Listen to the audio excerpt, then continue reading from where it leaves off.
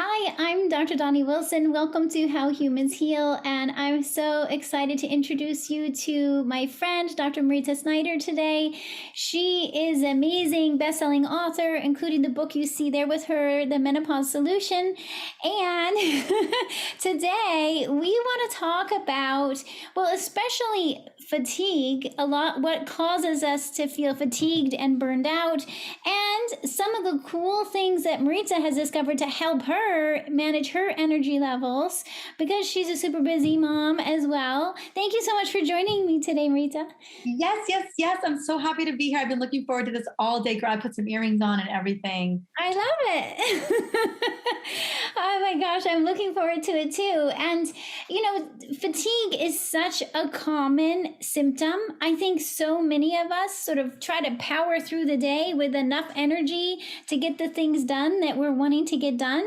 But often we're reaching for caffeine or reaching for something else to stimulate us. And like, what else can we do with that? I mean, so talk us through, like, what are some of the things that you think about when it comes to fatigue and helping people to understand what else we can do to keep our energy levels up? Oh yeah. Well, I think that energy, Dr. Donnie, it's the ultimate currency. What woman, what person do you know, or who doesn't want more? Uh, give me all of it and hook me up with some bonus. You know what I'm saying? Like I will take all of it Yeah. because who doesn't need or want more energy, right? And most of us aren't even operating at a place where they feel like they've got energy to spare. Like, oh, girl, I can give you some. No one's feeling like that. And there was a time where I literally had an energy rock bottom. I had severe chronic fatigue, the kind of fatigue where I didn't even know if I was going to get out of bed in the morning to go and function in the world. And yet, like so many other people, you somehow will your way, fight your way to the bathroom, to brush your teeth, to like kind of not look at yourself because you're like, I don't even know who that person is anymore. To just muscle your way out the door, and obviously caffeine and sugar helped back then to get me out the door. But I remember just thinking to myself, this is when I was 30 years old, and I thought, this is young. This is young. Maybe not when I was like a 30-year-old, when I was 15 seemed a little bit older, but like when I was 30, I was like, there are many more years left in my life. And there's no way that I'm going to make it through, gosh, my 50s at this way of operating. And so I had to really dig deep and figure out, like, how did I get here? How did I blast through my 20s and land it with severe chronic fatigue at 30 years old? And I spent the next 3 years really parceling out, what is it? And initially, I remember getting a diagnosis of, well, girl, initially someone just gave me birth control pills and Xanax, and they were like, that'll fix it. And I was like, that's not going to fix my energy issue. I need a real solution. I need someone to give me more is there a mitochondrial injection we can all just get? I could just get a couple million more of those delivered No, to and cells. what you're describing is, I think, what a lot of people do, right? We like go to the medical doctor or the gynecologist, and then they're like, "Oh, here's some medications you can take," or even like a stimulant, like Adderall or something.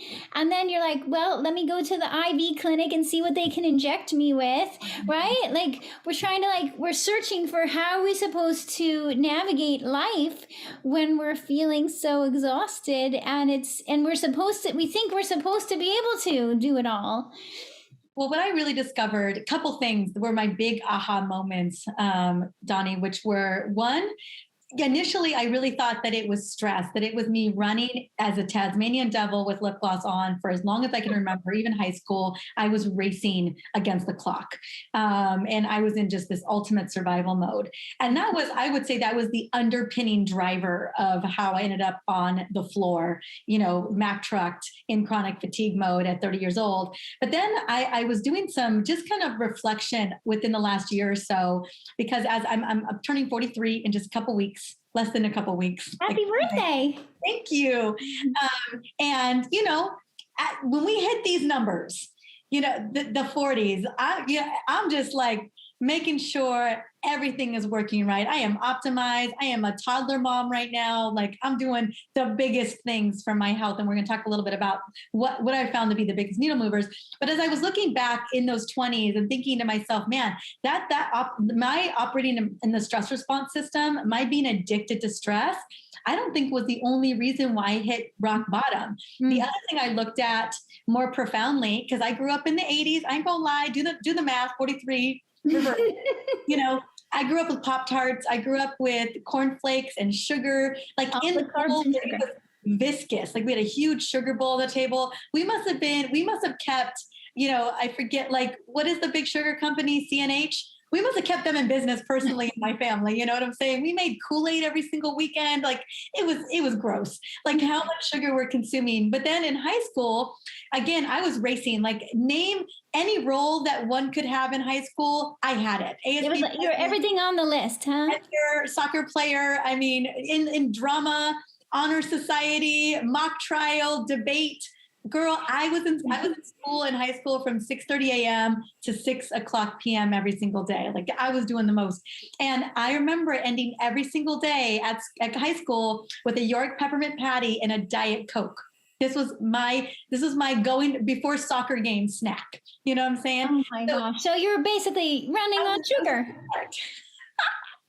And I was literally on the perpetual blood sugar roller coaster, easy my entire 20s. There was not a day that I was not on the roller coaster, up and down, up and down, up and down. I was literally chasing blood sugar spikes and crashes. And I had no idea. It was no wonder my cycle was off. No wonder I was so hangry.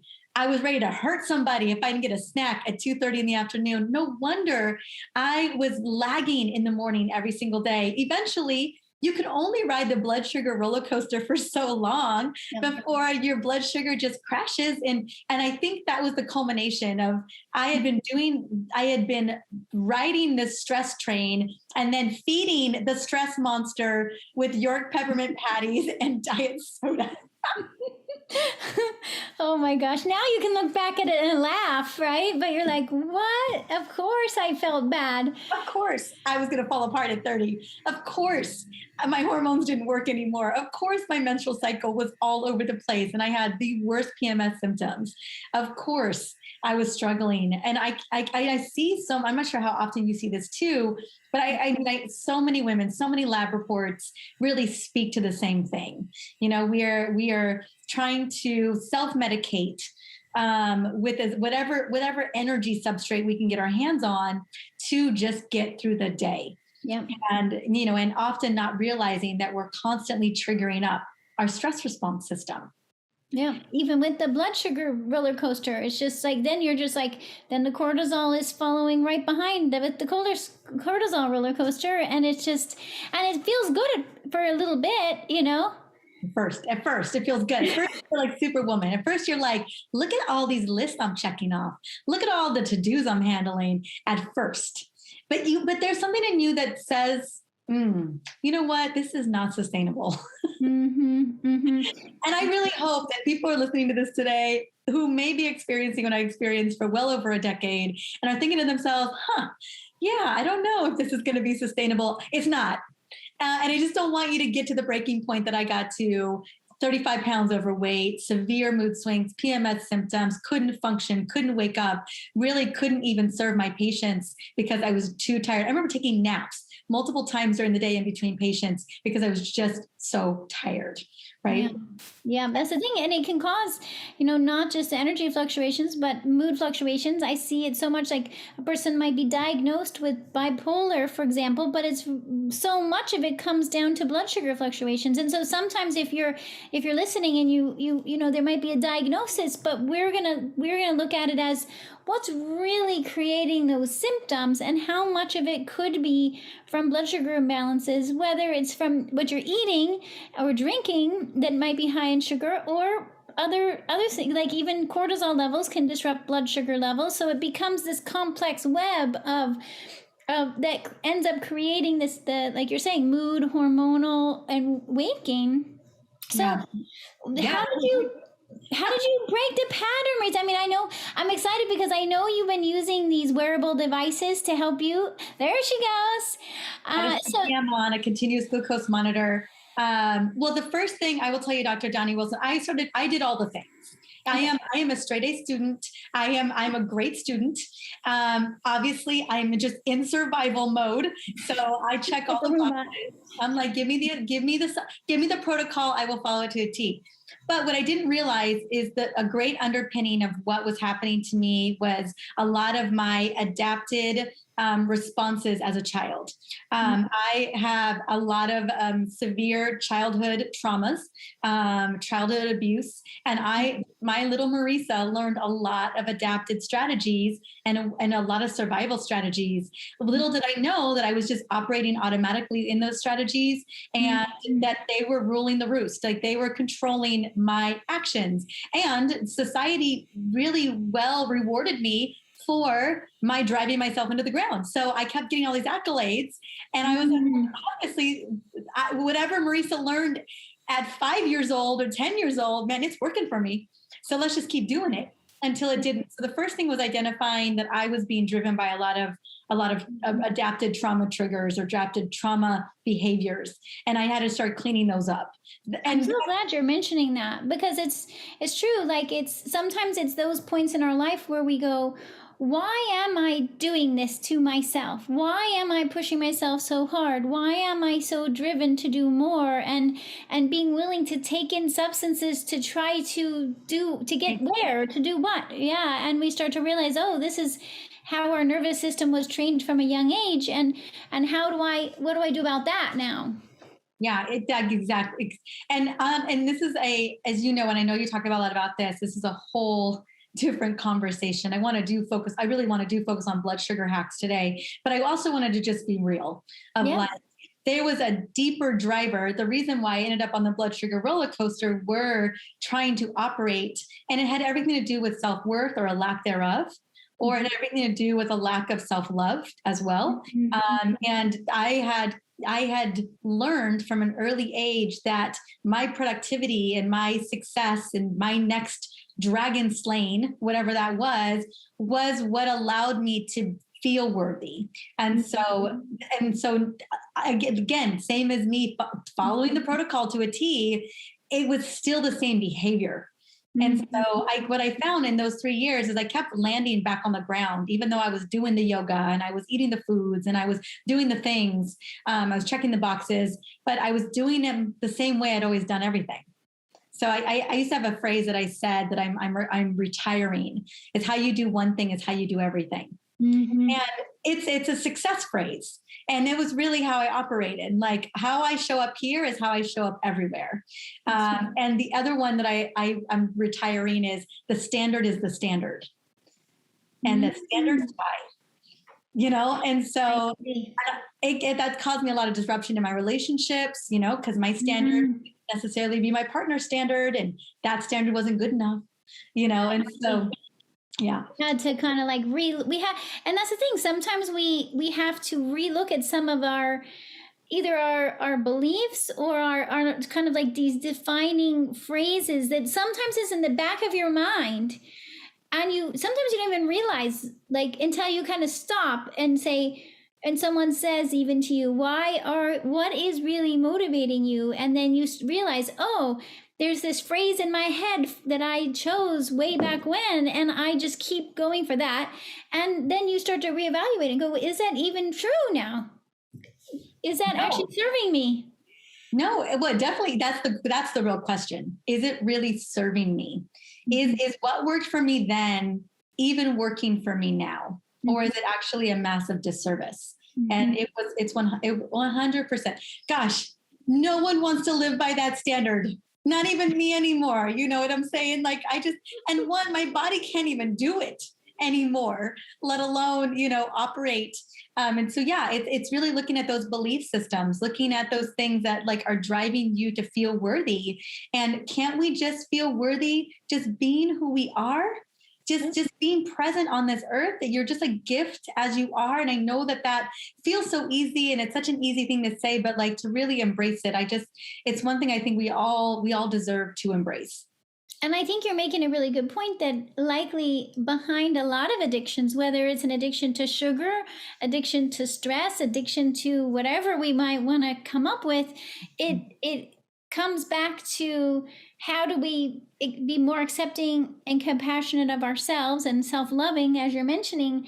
And in that way, we're less likely to turn to some external substance or activity to try to give us that sense of accomplishment or worthiness. And so I think that's really important, because if sometimes the fatigue is literally our body saying, I can't keep up with this standard or this belief anymore, I need a break. Exactly. I need a break. Listen to your body. Your body's telling you a lot that it needs a break. I promise you. I want to shift a little bit of the conversation, because what I do know to be true is two facts. Number one, 133 million of us as adults are insulin resistant, which is a lot of people in the US alone. That's a lot. Number two, over 90% of us have glucose spikes to the diabetic range, type 2 diabetic range, at least once a week, if not multiple times a week. And we have no idea that it's happening, because it's not meant to even be on our radar. Doctors, the medical system, we're not looking at blood sugar issues until you are pretty much type 2 diabetic. That's when we start to care. And that is not good enough, especially for women, because it affects insulin resistance. It doesn't have to be prediabetes. It doesn't have to be type 2 diabetes. Insulin resistance, before it even gets to those levels, causes disruption in our metabolic function, our energy, our menstrual cycle, across the board. How we show up and feel every single day has everything to do with what's going on with our blood sugar levels. So I wanted to share some 5 simple hacks on what we can do to just love up on our body, to upgrade our energy, and to support our metabolic health on a cellular level, if that sounds good to you. I love it. And I love that you're bringing awareness to this, because you're right. It's often like we're not aware of our blood sugar because we're not testing it, or maybe you go to the doctor's office and get blood work once a year. And if some doctors will check a hemoglobin A1C, but not all of them. And what I often see is, even if a practitioner checks hemoglobin A1C, they're not going to say anything until it's over 5.7. But really, we need to be looking at it way before it gets to 5.7. So I love that you're pointing this out and going to share with us, like, okay, how can we be better health advocates for ourselves and actually get this information, because you're probably not going to get it from the regular doctor's appointment. You're not. And I'm just going to break down really quickly a hemoglobin A1C and what those numbers are, just to kind of give people a great sense. So hemoglobin A1C measures how much sugar is in the blood at a 3-month interval. So it can give us that 3 months of data. And now anything below a 5.7 is considered normal range. Now, ideally, I would love it even below 5.4. That would be an ideal range, somewhere between 4.7 and 5.4. That's a good place to be. Like 5.7 is technically the cutoff for prediabetes, and 5.7 to 6.2. 6.2 is the cutoff for type 2 diabetes. So if you have a hemoglobin A1C of 6.2 or higher, then you are going to be diagnosed as type 2 diabetic. So just a heads up on what that means. And I have noticed that doctors won't say anything until you're close to 6.0. They won't even flag you as a 5.7 or a 5.9. And so you really got to, one, request, demand a hemoglobin A1C every single year. It's a more accurate number than a fasting blood glucose. And if you really can demand a fasting insulin test as well, because it can predict insulin resistance and prediabetes up to 10 years in advance. So it's one thing, a hemoglobin A1C will show you 3 months, but I'd love a bigger, more clear picture. And a fasting insulin test is actually pretty inexpensive, but you do, as you know, you gotta plead a case for it. Mm-hmm. So, and it can be done at a regular lab, and insurance should cover it. They just have to order it. So yeah, it's like, make sure that it gets included. Something a lot of people don't know is that too much stress can actually create an abundance of health problems like high blood pressure, high blood sugar, anxiety, migraines, insomnia, even fertility issues. This is because high stress puts your adrenal glands on overload. They release cortisol and adrenaline, which controls your digestion, hormones, immune system, energy, focus, and even your emotional response. So how can you beat stress when you don't know where to start? That's why we have a free 7-day stress reset program. It's designed to help support weight loss, digestive healing, and hormone balancing. It includes support for integrating self-care, daily tips come to you by email and video, gluten-free, dairy-free meal plans, as well as grocery shopping lists, journal pages, and more.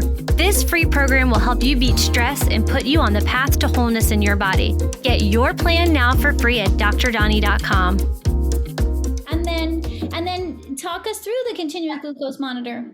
Oh, yes. So what's really, really wonderful is that there are companies out there right now who are offering continuous glucose monitors, which is a CGM. You wear it literally on your arm, just like this. And in real time, it is measuring the glucose in your interstitial fluid. It's not even in the bloodstream, but actually in the interstitial fluid. And it literally updates all the time. And what's really fascinating about wearing a CGM, even for a month, you get such a great sense of what is going on. Obviously, sleep has an impact on blood sugar. Stress, oh girl, I see it. If I'm having a stressful day, it fires up. I don't have to have any carbs, any starches, any sugar, and I will see it. As a recovering stressaholic, my body knows what's up. So it'll shoot right up. Exercise, what you eat is going to have a major impact on that. And so I look at mine probably 5 to 6 times a day, especially after movement, when I wake up in the morning, after my meals. I just want to get a great sense of what is going on.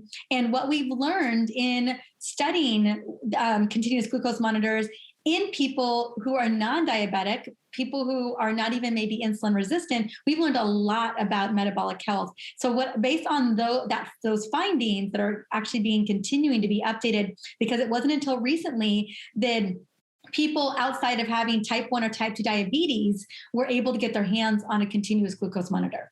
So yeah, that's what I was going to say. They're usually by prescription, but is this one that by prescription that you're using? It technically is, but it's through a company called NutriSense. So there are a couple different companies out there. I've worn Levels CGM. I love Levels interface.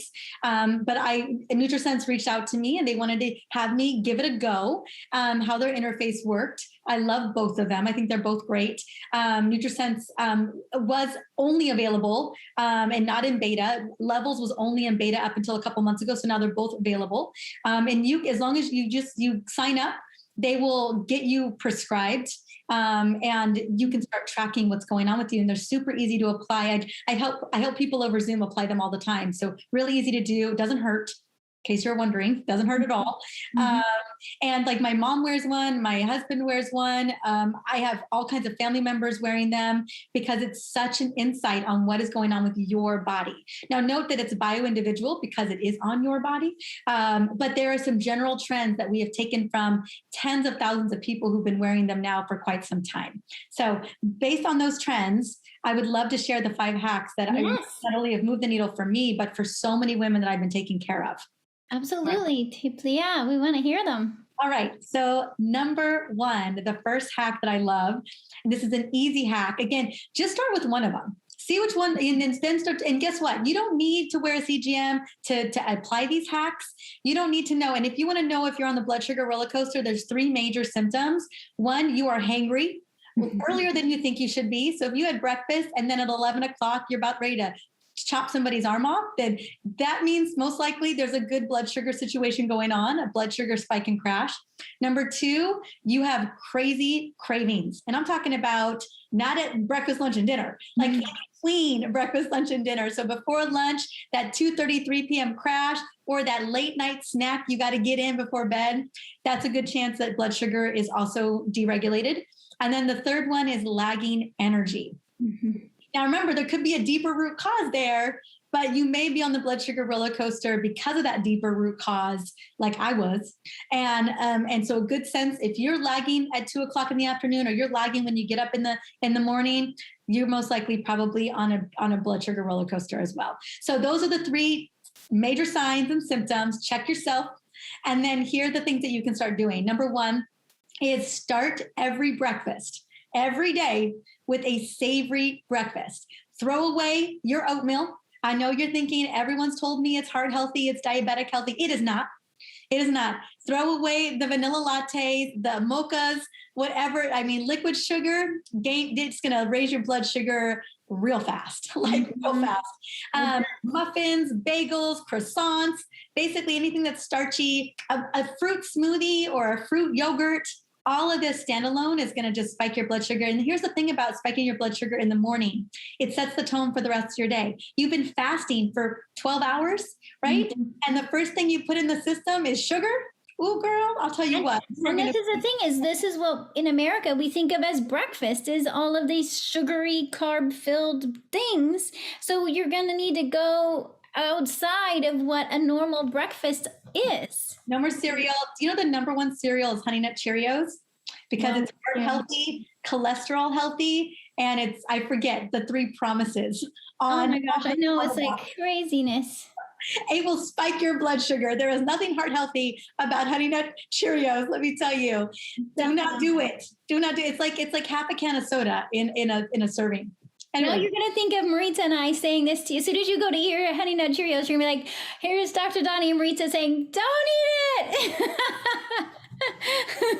What do? You're like, great. All my breakfast foods are gone. You're right. If it says breakfast food on it, toss it.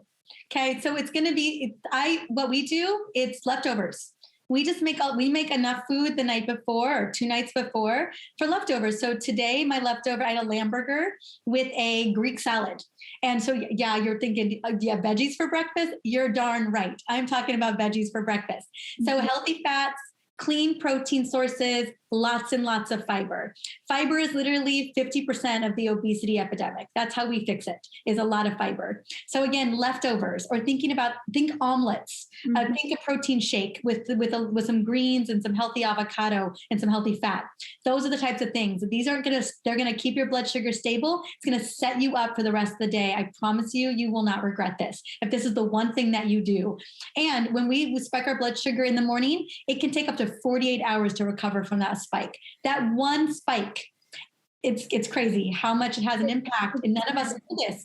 Number 2, always start every meal with a veggie starter or a protein starter. So research shows that if we start with fiber or protein, that we will blunt a blood sugar response. So let's say you're going to have a meal and you're going to have a sweet potato with it. And I know you're thinking, well, sweet potatoes are so good for you. For a lot of us, it's going to spike our blood sugar. But if you have a veggie starter, like a salad with a vinaigrette on top, or a protein starter, and then have the sweet potato on the back end, you are not going to spike. You won't spike that blood sugar like you would have if you started with the, yeah. I love that trick. I like what I do with that is I always say I have every time I eat, I think to myself, where's the protein? Like have a little check point, and like in what you're saying, like where's the fiber? At least where's the fiber, but where's the protein? Because if the protein's there, yeah, it's like instead of a blood sugar roller coaster like this, now you're on the kiddie roller coaster. I love it. Yeah, so those Mexican restaurants where they give you the chips and salsa, When the Italian restaurants where they give you that basket of bread, say no.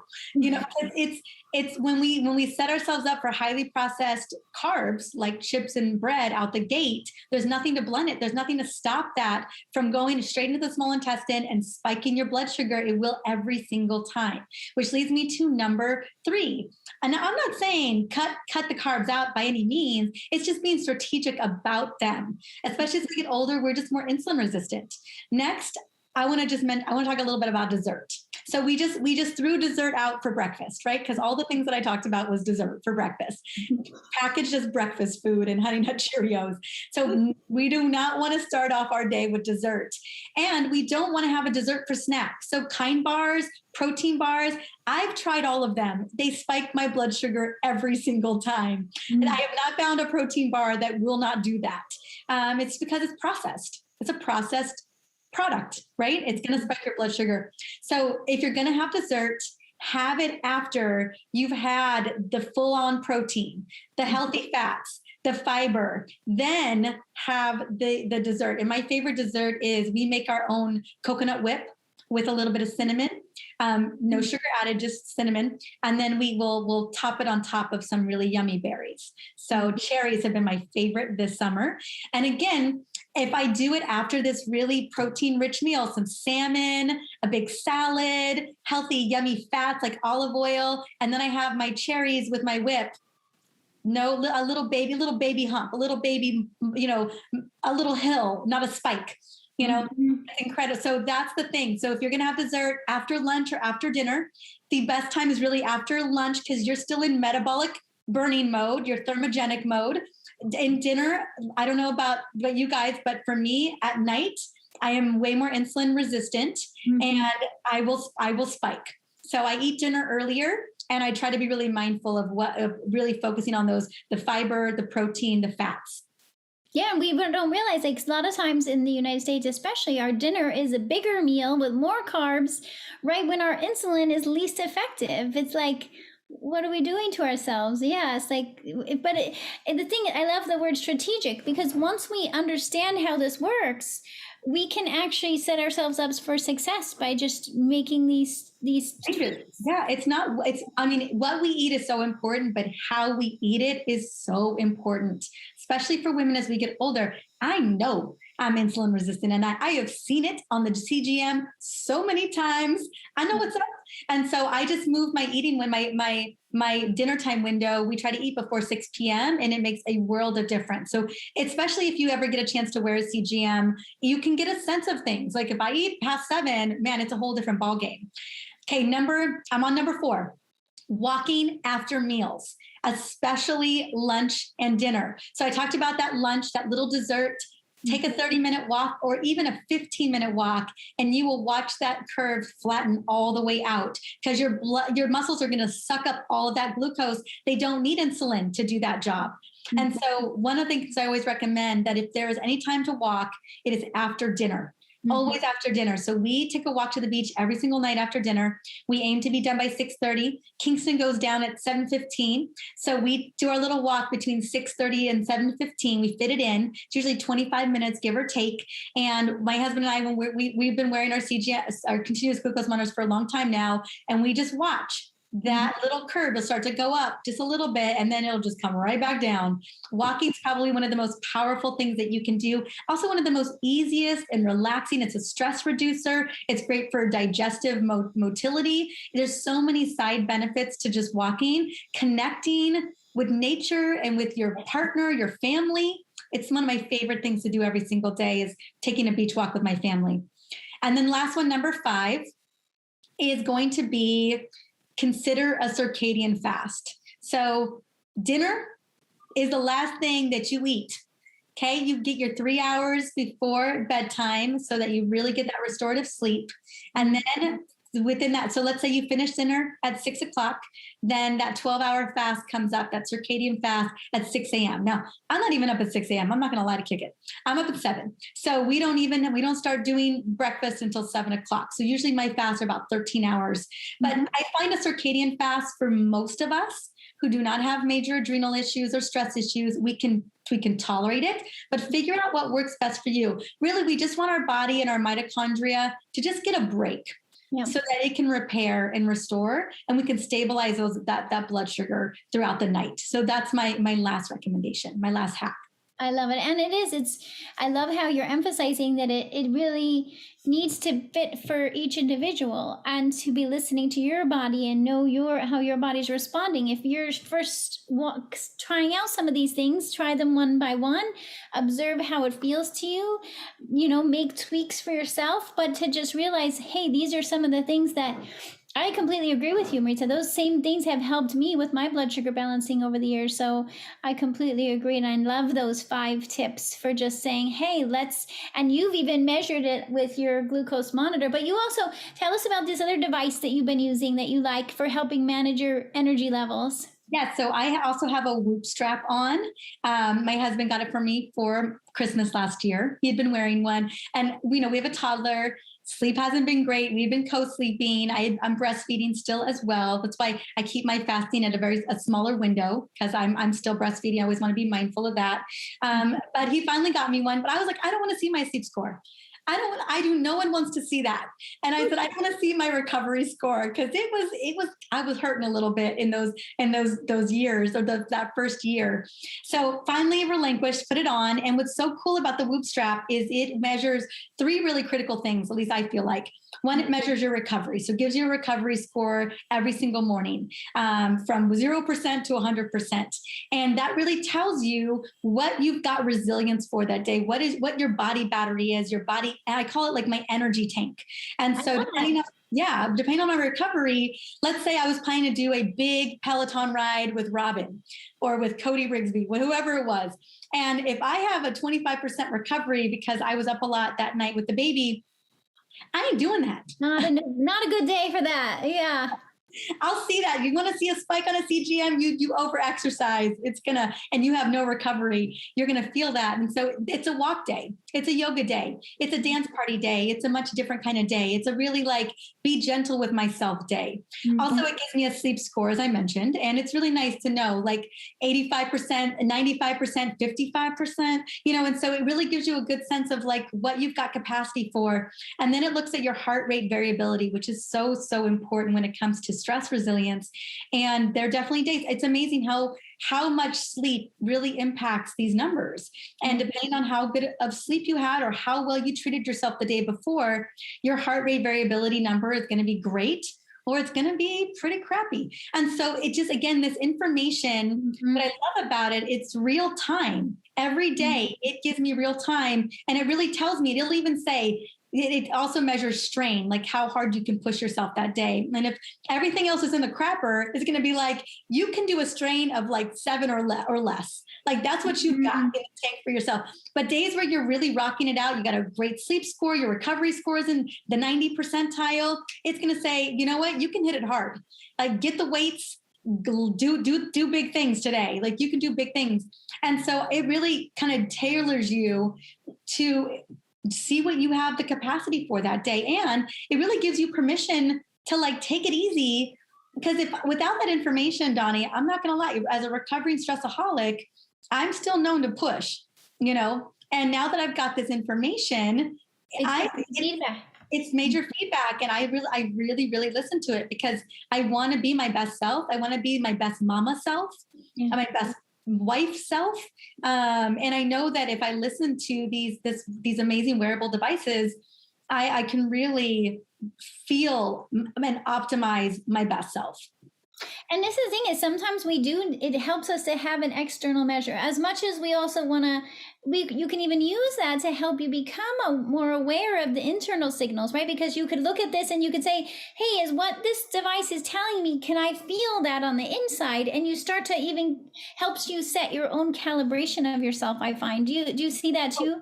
100%. When I look at the scores, I do a full-on awareness check-in, and I'm like, oh yeah, no, I feel like a 25% recovery. You can tell. So then you can be more honest with yourself, because otherwise we kind of lie to ourselves and think, okay, I'm going to put some external expectation on myself instead of listening to myself and saying, hey, you know what, today's the kind of day where I need to take it easy, or I need to do more of my self-recovery time. And I love that you're mentioning the heart rate variability, because I talk about that in the Master Your Stress book too, because it's a way that we can, again, get to understand our stress response better and how well are we giving ourselves recovery time. I mean, that's the essentials of the heart rate variability, is we're supposed to be able to go into a stress response and recover from a stress response in a nice, flexible fashion. But if we're constantly in stress mode and not getting enough and not giving our body that recovery time, our heart rate variability is going to drop. And so we can see it there. Like sometimes we need that number and it's not going to show on the regular blood work. The doctor might be like, oh, you seem stressed, but you can't see it there. We have to use these other measures to really help us get a reality check of like, wow, stress is affecting me. Because do you see this too? So many people say to me, well, I don't think stress is affecting me, right? Until we actually have a measure that shows us how stress is affecting us. It's insidious. I always say that stress is we all know it's a silent killer, but it's insidious in that stress itself is not disruptive. It's not the disruptive symptom. The weight gain that won't come off, that's a disruptive symptom. The feeling like crap when you wake up in the morning, that's disruptive. The not being able to think clearly in a presentation at 3:00 in the afternoon, that's disruptive. Those are all indicators of stress. Like those are the symptoms of stress. And so, yeah, it's hard for us to like pinpoint what that is. But so, yeah, I mean, we live in a time where we really can measure what's going on in our bodies in real time. And a lot of these devices are not that expensive. Or, you know, and if cost is a concern, wear a CGM for 2 weeks. See what's going on. You can get a lot of information in 2 weeks. You can. Yeah. Wear a Whoop strap for a month. You know, like there's ways in which we can get data and information about ourselves at a bio-individual level that we can learn and then really take that awareness. I don't wear a CGM all the time. I wear one probably 4 months out of the year. I wear one every quarter. And so I just have it on. And that's what's nice too. I have a subscription that's quarterly. And so I wear it for a month. I recalibrate where I'm at because we all are human. Things are going to slip in and slip out. You know what I'm saying? And so I just really love to kind of do a quarterly check-in with my metabolism, my blood sugar, my energy. And then I recalibrate, I get myself back on track. And then the next quarter comes. Okay, so tell us about your summit, because now everybody's get a sense of Mariza and how much information you have to share. Where can we learn more? And I know you have a summit coming up. I do. So one of the things that I have come across in the thousands of women that I've been supporting over the years is that we're often lied to. Let's just be honest. We're lied to. We're lied to about our hormones. We're lied to about perimenopause. We're lied to about menopause. We're lied to about our energy. There's a lot of misinformation about what's going on. And we really have to advocate hard to really get the truth, to find practitioners like yourself, right? And so there's a lot of that information that is just not readily available. And so what I did is of all the years I've had a podcast and all the years I've known so many incredible practitioners, I brought all of them together. And I really, I've been interviewing people for many, many years now, and I know how to extract the information, the tips, the recommendations, the protocols that women can begin to implement. So it's a women's event. It's the Hormone Relief Summit. But from these talks, from these expert practitioners, some of the biggest practitioners in the world, like world-renowned doctors, give their best. And you walk away from this event with actionable steps that you can take immediately, because what matters to me is that first step. What matters to me is, what do I do first? How do I know first what's going on with me? And then what can I do about it? And so we're covering metabolic health, perimenopause, menopause, we're covering stress, we're covering trauma, we're covering, gamut, insulin resistance, all of it. So you get to cherry pick, like, oh, I am dealing with this right now. I'm dealing with that right now. What does this doctor have to offer me that's going to change my world? And that's exactly how the summit is curated. And it's done a theme every single day. So you can get super zeroed in on exactly what you want to address and get the solutions that you need. Literally everything that you want is in this event, and that you can walk away, take to the bank, and start implementing. I love it. It's so helpful. And it's so great when it's like these online interviews. So people can sign up, and then each day have a theme related to hormone and really optimizing health and wellness and energy levels, right? Yeah. Just be able to the things we want. Of course. Oh my gosh. Thank you so much for creating it. And I'm also excited to be part of it. Obviously, we needed experts for mastering our stress. You had to be a part of it, because it's absolutely one of the biggest underpinnings for so many of us. Like we need to get clarity on this. Why is it that I'm always like a Tasmanian devil, or a chicken with my head cut off? Why is this happening to me? And we want to get to the root cause of why. That's the real question, is like, why? Why is this happening? Like, we deserve answers. I agree with you. And it's I love that, we have this shared passion about just wanting people to have information that they're not going to get readily in the standard medical system, and believing that you deserve to have that information. So we're going to do whatever we can to help make it available to you so that you can make these adjustments, make these decisions in your life that could really change your life now and into the future. It's amazing. Yeah. And there's going to be awesome bonuses and giveaways. And like, I want to create epic wins throughout the whole process so that you're like, okay, I can do this. I got this. Oh, wow, I can do that. Like, I wanted to feel like, okay, I'm stepping my way into the best health of my life.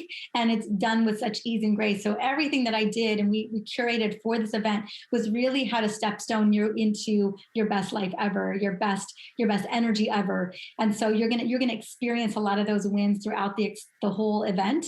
And then you get to start picking and choosing.